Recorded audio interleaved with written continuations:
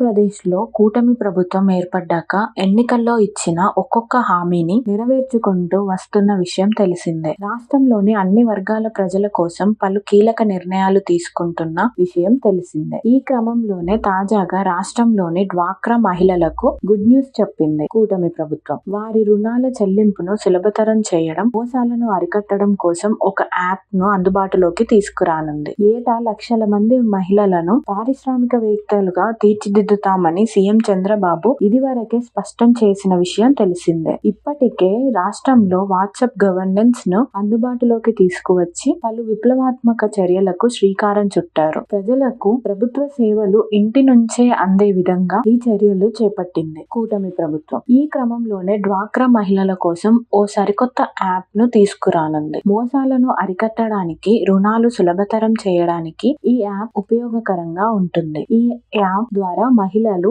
ఆర్థిక ప్రగతి సాధిస్తారని కూటమి ప్రభుత్వం భావిస్తుంది. రాష్ట్రంలోని మహిళల సాధికారతే లక్ష్యంగా ఏపీ ప్రభుత్వం ముందుకెళ్తుంది. ఈ మేరకు రాష్ట్రంలోని డ్వాక్రా మహిళలకు తీపి కబురు అందించింది. ఇకపై ఇంట్లో నుంచే దర్జాగా మొబైల్ నుంచే డబ్బులు కట్టే విధానం రాబోతుంది. ఇందుకు అనుగుణంగా ఓ యాప్ ను తీసుకురానున్నట్లు తాజాగా మెప్మా తెలిపింది. ఈ యాప్ ద్వారా శ్రీనిధి రుణాల వాయిదాలను మొబైల్ నుంచే చెల్లించవచ్చని మెప్మా పేర్కొంది. వాయిదాల చెల్లింపులో జరుగుతున్న మోసాలను అరికట్టడానికి ఈ చర్యలు చేపట్టినట్లు అధికారులు పేర్కొన్నారు. ఈ యాప్ ద్వారా బ్యాంకు లింకేజీ, శ్రీనిధి రుణాలను సక్రమంగా అందించవచ్చు. అంతేకాక శ్రీనిధి రుణాలు పొందిన లబ్ధిదారులు ఇకపై తమ వాయిదాలను ఎవరికి వారే చెల్లించుకునే అవకాశం ఉంది. యాప్ వినియోగంలోకి వస్తే పారదర్శకత పెరుగుతోందని అధికారులు అంటున్నారు. మరోవైపు ఇటీవల విజయవాడలో జరిగిన మెప్మా కార్యక్రమంలో మంత్రి నారాయణ ముఖ్య అతిథిగా పాల్గొన్నారు. మెప్మా వెబ్సైట్ ను ప్రారంభించారు. భవిష్యత్తులో 80,000 డ్వాక్రా సంఘాలకు 8,000 కోట్ల రూపాయల రుణాలు అందించే